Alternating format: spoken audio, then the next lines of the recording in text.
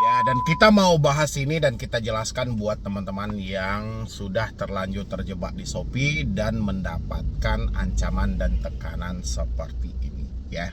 Oke, saya munculkan di layar saya. Ya, di sini ada chatan dari salah satu subscriber juga dan kebetulan ini melalui Instagram @medibroni. Nanti teman-teman yang lain juga boleh. Silahkan yang mau konsultasi atau diskusi dengan saya boleh via Instagram. Bisa juga melalui nomor yang tertera di layar Anda, atau melalui email juga boleh, dan melalui Anda bergabung di grup WhatsApp juga boleh. Silahkan, Anda terserah mau bergabungnya di mana untuk konsultasinya. Semuanya jalurnya juga sama. Oke. Di sini ada pertanyaan. Selamat malam Pak Medi, maaf mengganggu. Saya YP dari Surabaya. Pagi tadi saya menerima chat di WhatsApp dari Shopee yang mengancam akan menghubungi 100 orang di kontak saya dan juga di medsos saya jika saya tidak melakukan cicilan pembayaran. Ya, oke. Kita jeda dulu sampai di sini. Dan ini adalah Shopee. Dan Anda kalau mencari mereka di dalam 102 pinjol legal, Anda tidak akan menemukan. Karena mereka ini ada dua versi di multigunanya dan P2P. Biasanya yang muncul itu cuman S-Pinjam. Ya, itu yang muncul di Shopee di dalam 102 pinjol legal. Tapi kalau Anda mencari Shopee-nya, itu nggak akan Anda temukan. Makanya tak jarang orang-orang menyampaikan Shopee ini ilegal dan ilegal. Sebenarnya Shopee ini legal dan dia resmi ada di Indonesia, dan dia sebenarnya lebih ke pay later. Ya, contoh seperti yang Anda sampaikan, lebih ke pembiayaan pembelian barang. Oke. Dan habis itu di sini ada ancaman melalui WhatsApp bahwasannya dia akan menghubungi 100 orang kontak kita. Satu bukti pun cukup lah ya, karena ini via WhatsApp dan di sini real dia menyebutkan nama aplikasi yang membantu membayarkan tagihan Anda di aplikasi Shopee. Terima kasih. Oke. Dan hari itu juga Anda jeda dulu dan Anda stop dulu melakukan pembayarannya karena ini sudah keluar dari jalur yang ada. Ada satu pengancaman dan ada satu tekanan. Ya, saya ingat kembali ada aturan dari OJK, ada 3 larangan yang tidak boleh dilakukan. Mungkin Anda sudah tidak asing lagi. Dan sekarang coba Anda laporkan ke OJK, walaupun kita tahu OJK ini membuat ruang pengaduan hanya sebatas formalitas saja, tapi kita nggak tahu ya actionnya kapan gitu ya. Tapi sudah jutaan pengaduan itu menumpuk ada di OJK tapi tidak pernah ditanggapi. Dan saya juga bertanya, ya ini kan sudah terang-terangan ini ada terjadi penekanan bahkan pengancaman dari Shopee kalau kita tidak melakukan pembayaran 100 orang kontak kita akan dihubungi. Ya, padahal kita tahu aturannya sudah jelas dan kita pun juga mengajukan cuma 2 kontak darurat. Kenapa dia bisa mengancam kita dengan 100 kontak yang ada di handphone kita? Berarti ada yang aneh di dalam hal ini. Anehnya persimpel aja, dari mana mereka mendapatkan akses untuk mendapatkan 100 orang kontak kita. Sementara ada lagi aturan OJK bahwasannya semua pinjol ataupun fintech cuman boleh mengakses mikrofon, lokasi, dan kamera. Di luar dari itu tidak boleh. Sekarang ada ancaman bahwasannya mereka akan menghubungi 100 kontak. Berarti 3 aturan dari OJK yang tidak boleh dilanggar juga itu telah dilanggar oleh pihak Shopee-nya. Mereka mampu mengakses kontak. Ya, dan itulah sebabnya kenapa saya tidak percaya dengan adanya OJK. Aturan OJK itu hanya dianggap sampah oleh PUJK mereka sendiri. Ya, pelaku usaha jasa keuangan. Kan aturan OJK sudah jelas bahwasannya pihak pinjol atau fintech atau pay later sendiri cuman boleh mengakses camilan, kamera, mikrofon, dan lokasi. Sekarang terang-terangan di layar Anda bisa lihat bahwasannya mereka akan menghubungi 100 kontak. Kalau 100 kontak berarti ada akses terselubung yang dilakukan oleh pinjol legal terhadap handphone atau sarana pribadi dari nasabah mereka. Ya, makanya itu saya bilangin wajar ada selama ini pemikiran dari teman-teman bahwasannya pinjol legal dan ilegal itu sama. Ya, memang sama. Yang membedakan yang satu ada label OJK, yang satu tidak. Yang satu dilindungi oleh OJK, yang satu lagi tidak. Ya, Anda lihat di layar Anda, ini kita munculkan.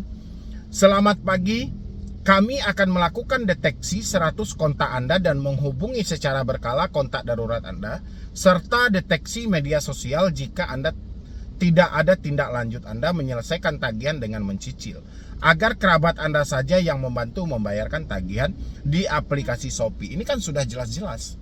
Ini melanggar aturan yang ada. Ya, tapi Anda laporin ke OJK, ini semuanya percuma. Ya, karena kita juga nggak tahu ya, harusnya saya bikin video ini ada apa dengan OJK, kan harusnya seperti itu. Ya, makanya kemarin saya bikin video, kalau bisa diambil alih oleh Bank Indonesia. Ya, dan kita pun juga menyampaikan kepada Bapak Jokowi kalau bisa dipanggil ini, mulai dari Menteri Perekonomian sampai Menteri Keuangan sampai Kominfo dan sampai bos dari Bank Indonesia langsung atau bos dari OJK langsung, biar perkara ini jelas.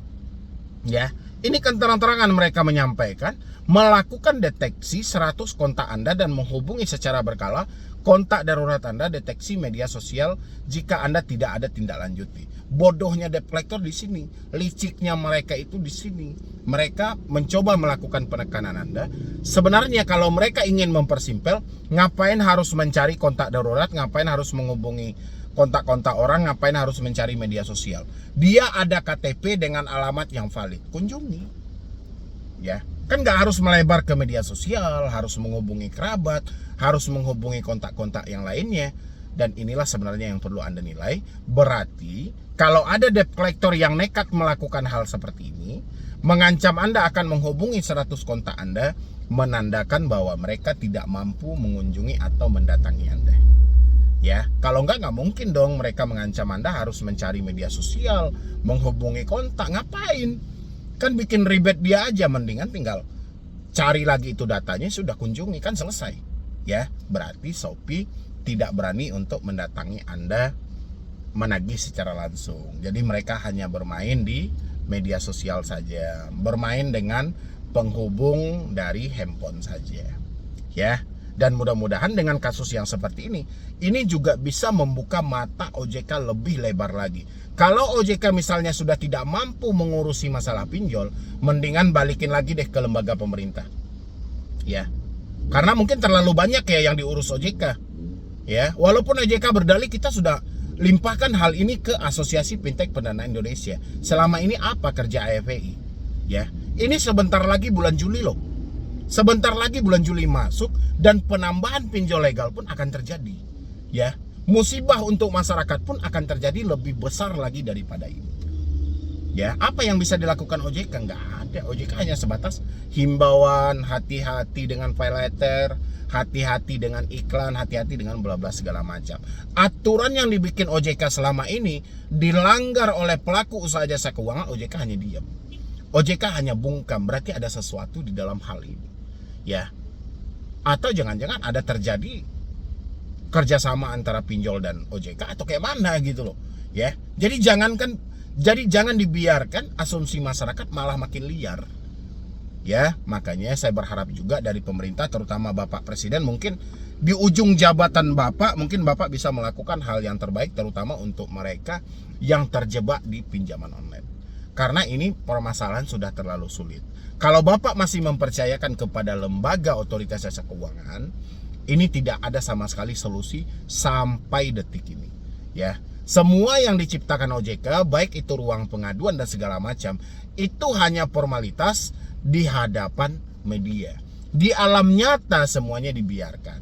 Dan bahkan OJK lebih memberatkan permasalahan ini terhadap si masyarakatnya, menganggap masyarakat kekurangan dari literasi, kurang memahami dan bla bla segala macam.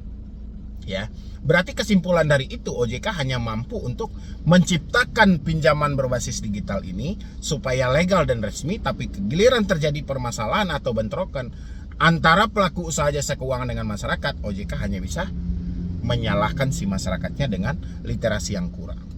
Ya, jadi saya berharap kebijaksanaan dari Bapak Jokowi mungkin ya bisa dipanggil lagi dari ketua OJK-nya sampai bos BI dan bagian perekonomian, bagian Menteri Keuangan, biar permasalahan ini ada duduk perkara dengan jelas. Ya, karena di bulan 7 besok, ya bulan Juli, itu akan pencabutan moratorium yang sangat besar.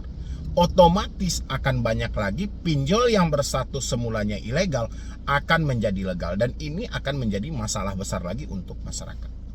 Ya, tapi kalau memang tidak ada kebijakan untuk hal itu, ya sudah. Masyarakat harus mencari kebijakan itu ada di YouTube, terutama di Solusi Hutang dan channel-channel yang lainnya. Menyarankan Anda kalau sudah seperti ini ya sudah, berhenti bayar. Itu adalah jalan yang terbaik dan jalan yang tepat. Jangan pernah Anda bayar ketika Anda diancam, ketika Anda diintimidasi, ketika Anda dicaci maki. Apalagi data Anda sudah disebar terus Anda membayar, jangan sampai seperti itu. Kenapa saya bilangin seperti itu? Kalau sempat Anda membayar ketika Anda diancam dan ditekan, kemungkinan pola penagihan seperti itu akan dipakai terus-menerus untuk dilakukan kepada orang berikutnya dengan pola yang sama. Ya, jadi kalau Anda sudah diancam, lebih baik berhenti membayar. Biar ada efek jera dari debt collector. Biar debt collector tidak merasa berhasil. Ya, jangan sudah dicaci maki dulu baru kita bayar. Debt collector akan merasa berhasil, sehingga penagihan seperti itu selalu dipakai sampai nanti-nantinya. Ya, mungkin dari saya cuma itu aja. Bagaimana menurut versi teman-teman semuanya, isi di kolom komentar. Ya, jadi sekian dulu dari saya, Medi Broni. Wassalam.